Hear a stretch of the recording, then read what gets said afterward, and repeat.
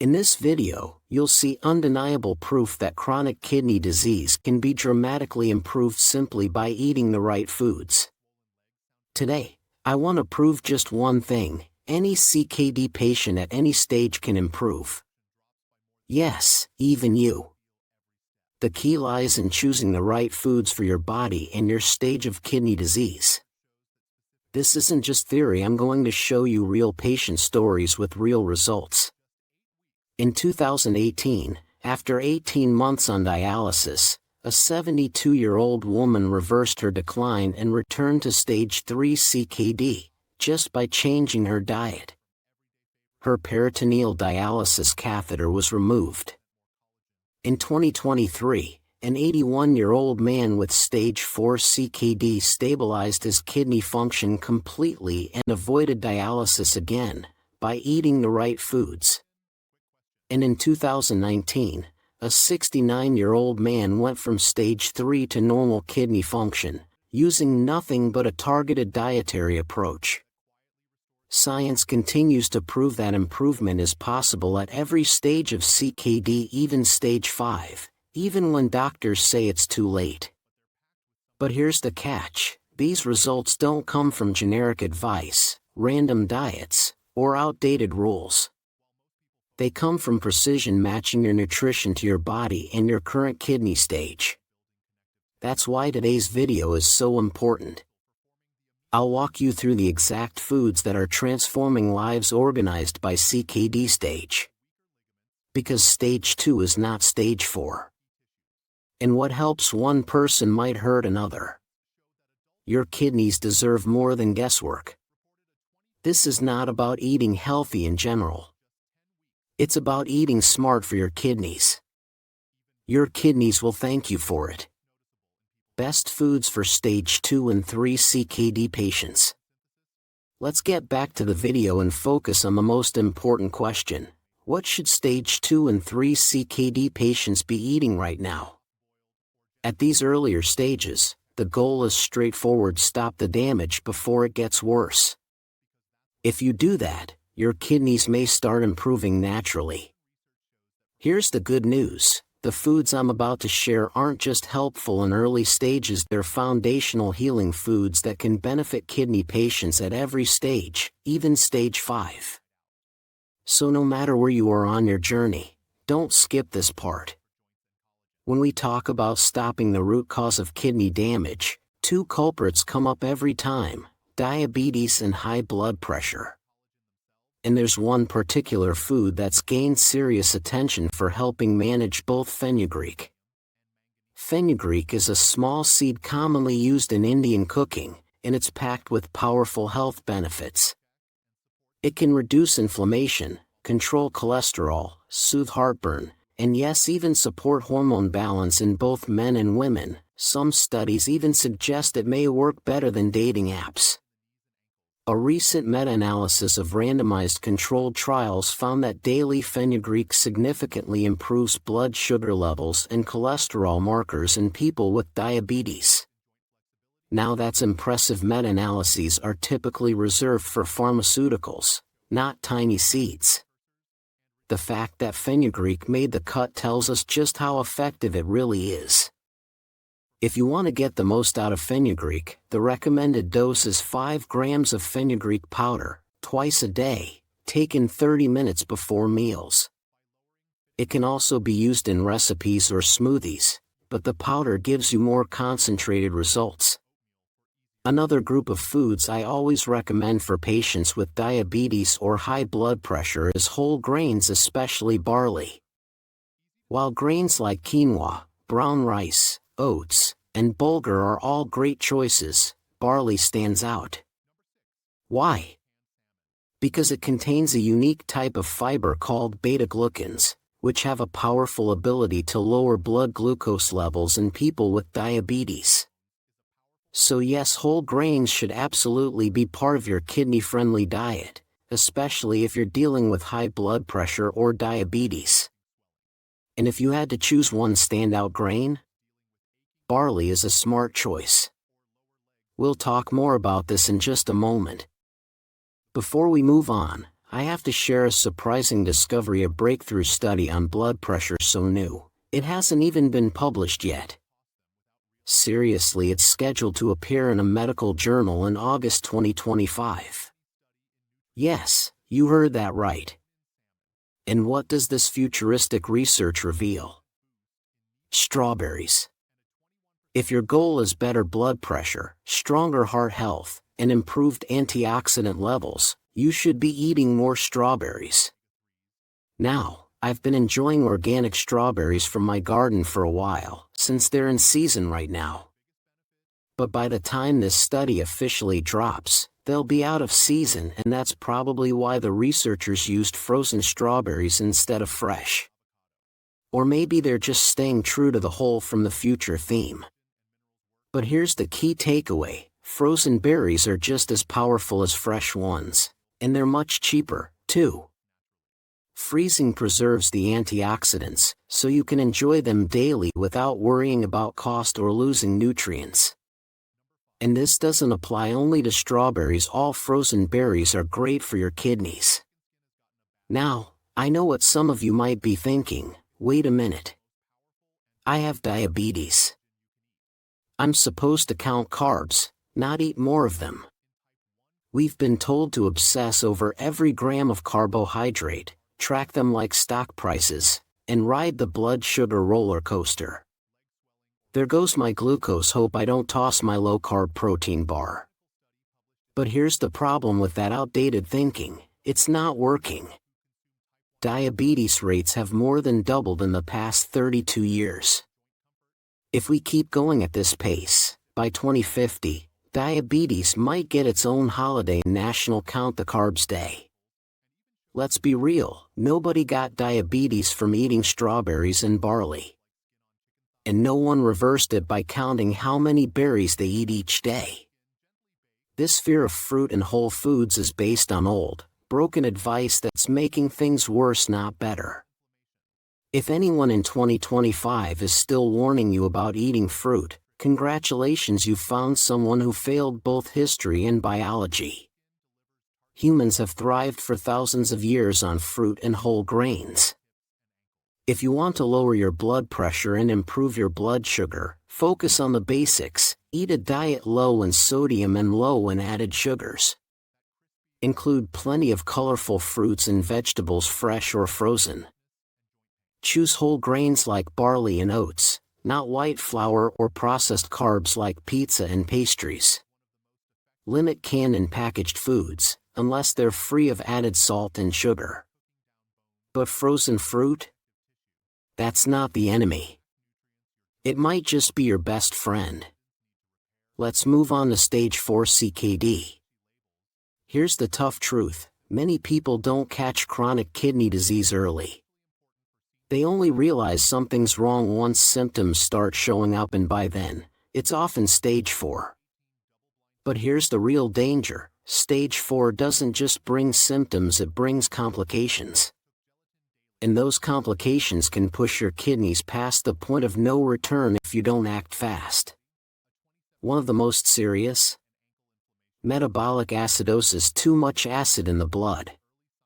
It's a real troublemaker. Not only does it worsen kidney function, but it also weakens bones and eats away at your muscles. That's why, in stage 4, one of your top priorities should be lowering acid levels in your body, and yes, the right foods can help you do exactly that. So, what should you be eating to reduce acid load? Fruits and vegetables. They're your best defense. When we look at the PRAL chart, PRAL stands for potential renal acid load. Fruits and veggies fall firmly on the alkaline side, meaning they actually help neutralize acid, easing the burden on your kidneys. On the flip side, animal-based foods like meat, dairy, and eggs produce a heavy acid load, which can accelerate kidney decline. Among the best low PRAL, kidney-friendly veggies? Think leafy greens like spinach, kale, Brussels sprouts, and fennel. These are alkaline powerhouses. But here's the catch: many of these are also high in potassium, which can be risky for some CKD patients. But don't worry, I've created a special list of alkaline vegetables with a safe PRAL to potassium ratio perfect for kidney patients who need to limit potassium. One great example, kohlrabi. Never heard of it? No worries, it sounds like a German engineer's pet rabbit, but it's actually a kidney-saving superstar. Available in green or purple, kohlrabi can be eaten raw or cooked. With a PRAL score of -5.5, it's very alkaline and packed with micronutrients that many kidney patients are often low in. Yes, it does have some potassium but far less than spinach, making it a safer choice. Another excellent option, bell peppers.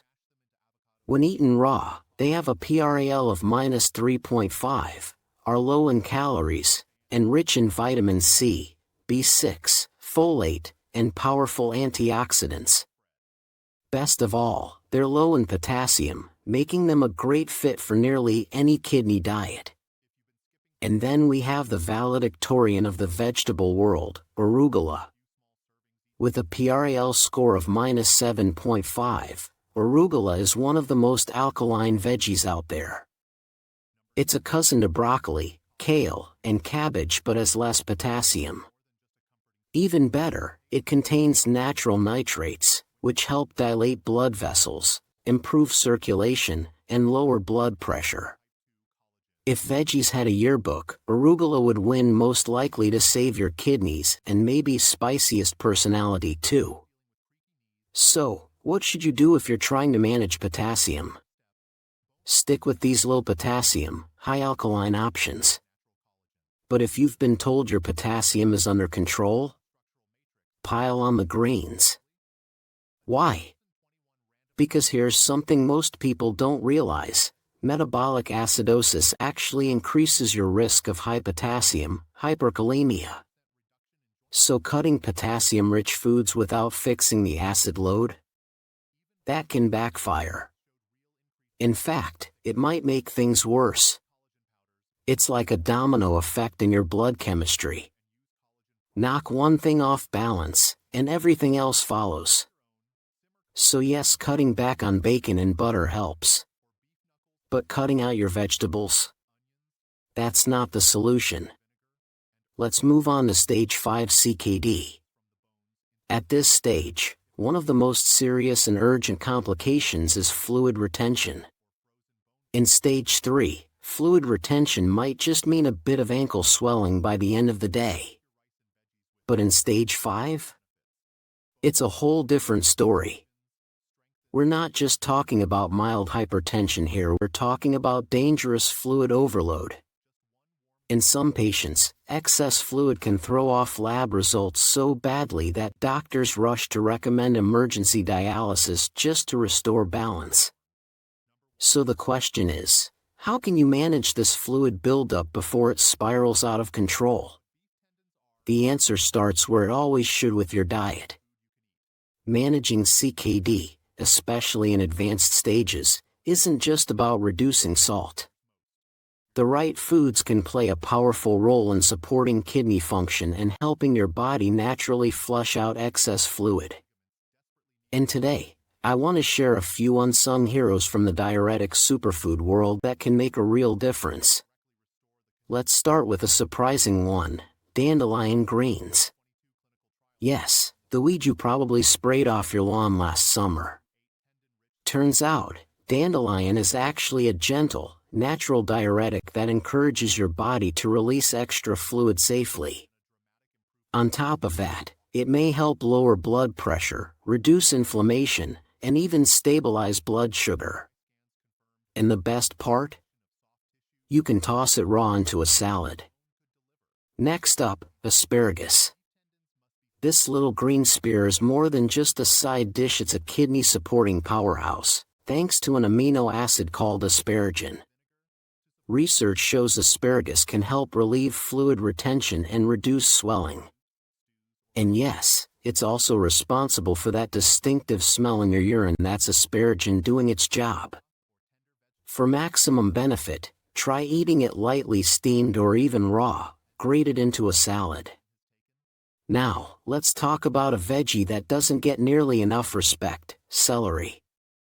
Often dismissed as just water, celery is actually full of nutrients and contains a compound called phthalates, which acts as a natural vasodilator, helping to lower blood pressure and flush out fluid. It's a quiet but powerful ally in your kidney health toolbox. These aren't the sexiest foods on the planet.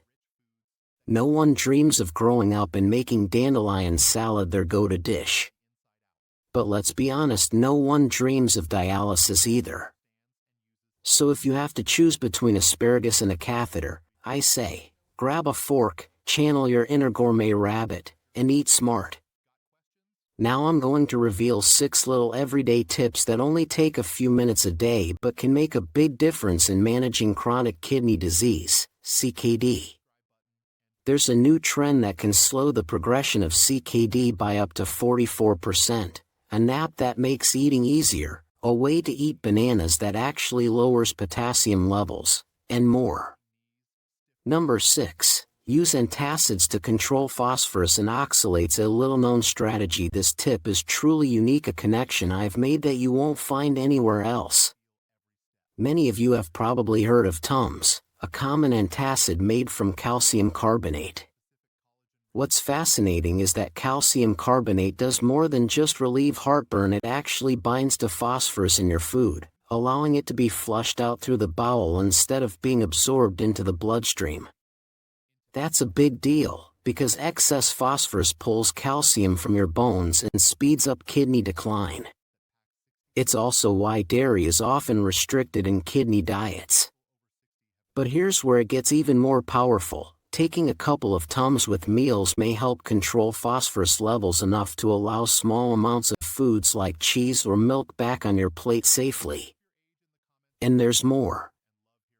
Many kidney patients who are on fluid restrictions also face the risk of oxalate kidney stones. These stones are triggered by healthy foods high in oxalates, such as spinach, rhubarb, beets, legumes, and nuts. When you take calcium carbonate with oxalate-rich meals, the calcium binds with oxalate in the gut, preventing it from reaching and damaging the kidneys. In short, taking 800 to 2,000 milligrams of calcium carbonate with your main meals can be a simple but powerful way to reduce both phosphorus and oxalate absorption. And you don't need the Tums brand. Food-grade calcium carbonate powder or pills are just as effective and far cheaper. Of course, always speak with your doctor to determine the right dosage and make sure it's safe for your situation. That said, calcium carbonate is generally very safe and widely used. You just have to use it strategically. Number 5. Use fiber to lower high potassium and get back the foods you love. If your doctor told you to avoid bananas, potatoes, tomatoes, or avocados, there's good news. That restriction may no longer be necessary. Recent evidence, including the 2023 CIDR guidelines, shows that high serum potassium levels aren't always caused by diet. One overlooked culprit?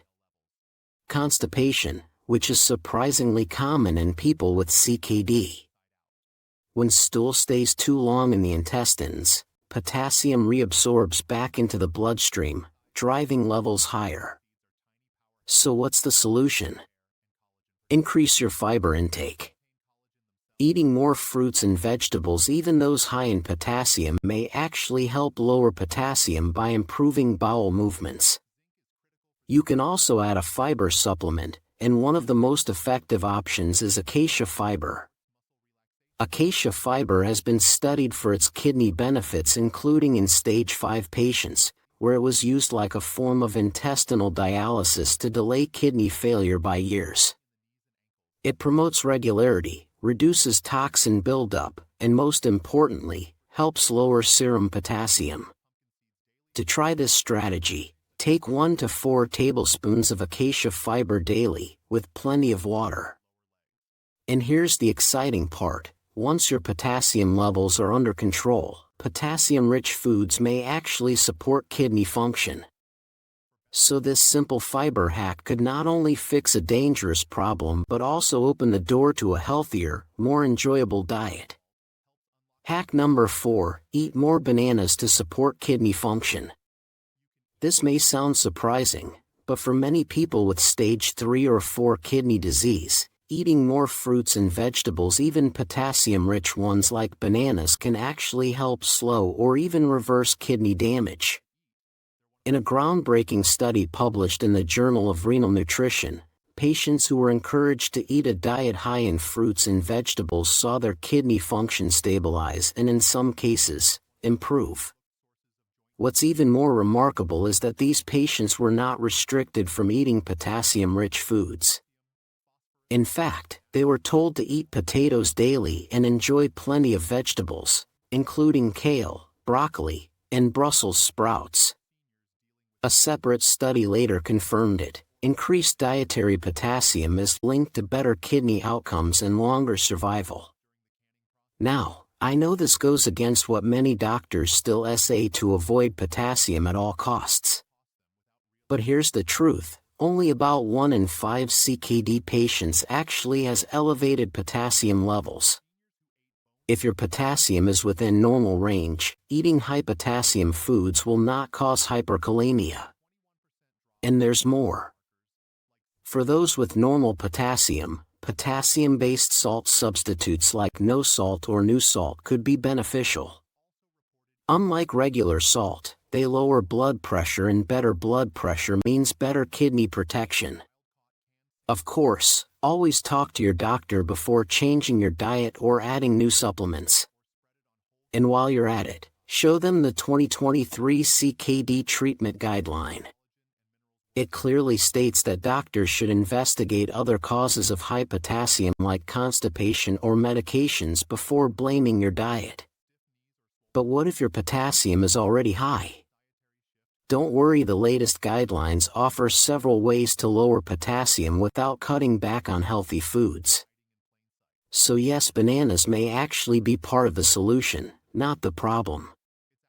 Hack number 3, use intermittent fasting to fight and possibly reverse diabetes. Diabetes is the leading cause of kidney disease worldwide. So for many patients, treating diabetes means protecting their kidneys too. One powerful yet often misunderstood strategy is intermittent fasting. When done properly, intermittent fasting can help regulate blood sugar, promote weight loss, and improve blood pressure and cholesterol levels. Even more impressive, a recent clinical trial showed that intermittent fasting could reverse type 2 diabetes in certain patients. In the study, 17 out of 36 participants achieved remission, meaning their HbA1c dropped below 6.5% for at least 3 months without any diabetes medication. Now, while that's promising, it's important to keep in mind that these patients were carefully selected for their likelihood of success. So yes, intermittent fasting can work if done right. However, it's not without risks. One major concern is hypoglycemia, or dangerously low blood sugar, especially in patients on diabetes medications.